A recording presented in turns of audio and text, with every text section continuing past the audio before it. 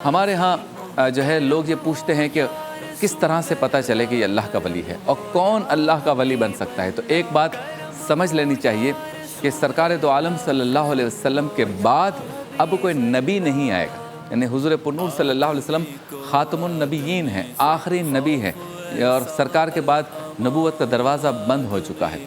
لیکن رب تعالیٰ نے اللہ کے ولیوں کا یعنی اپنے ولیوں کا راستہ، اپنے ولیوں کا دروازہ بند نہیں کیا۔ وہ آتے رہیں گے، مجھے اور آپ کو سکھاتے رہیں گے، ہماری اصلاح کرتے رہیں گے۔ لہٰذا اللہ کے ولیوں کی آمد کا سلسلہ جاری ہے۔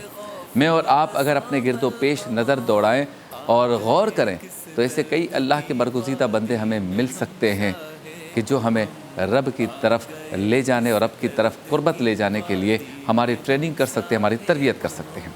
اب اللہ کے ولی کون ہوتے ہیں؟ یقیناً ایک تو وہ نشانی ہے کہ وہ عالم دین ہوں گے، وہ دین کو سمجھتے ہوں گے، شریعت کو سمجھتے ہوں گے، اور ہمیں بھی شریعت اور طریقت ساتھ ساتھ لے کر چلنا سکھا رہے ہوں گے۔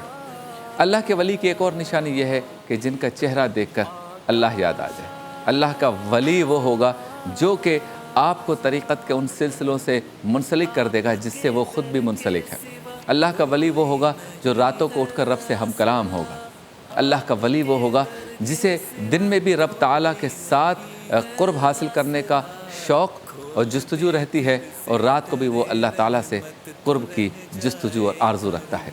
میں اور آپ تو شاید دن میں اپنے کاروبار میں اور دنیاوی چیزوں میں مصروف عمل ہوتے ہیں، لیکن اللہ کا ولی دن میں بھی رب تعالیٰ سے کلام کر رہا ہوتا ہے اور رات کو بھی اللہ سے کلام کر رہا ہوتا ہے۔ ایک وقت رات کا حصہ ایسا بھی آتا ہے کہ جب پوری دنیا سو رہی ہوتی ہے، میں اور آپ بھی سو رہے ہوتے ہیں، ہم بستر کی نظر ہوتے ہیں، ہمارے اہل خانہ بھی بستر کی نظر ہوتے ہیں، اور یہ ایک نیچرل اور قدرتی عمل ہے۔ لیکن ایسے میں اللہ کا ولی اس وقت کو اپنی روزمرہ زندگی کا سب سے اہم وقت، سب سے اہم ساعتیں اور اس کے لیے سب سے اہم لمحات سمجھتا ہے جب وہ اپنے رب سے بات کر رہا ہوتا ہے۔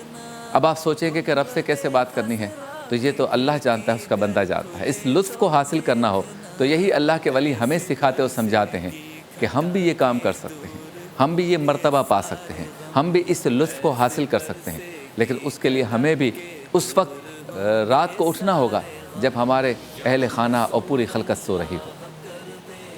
میں اس سلسلے میں یہ بات ضرور کہتا ہوں کہ اس لطف کو اور اس مزے کو ایک مرتبہ ضرور حاصل کرنا چاہیے، اور یہ حاصل اس طرح کیا جا سکتا ہے کہ ہم تہجد گزاری کی عادت ڈالیں۔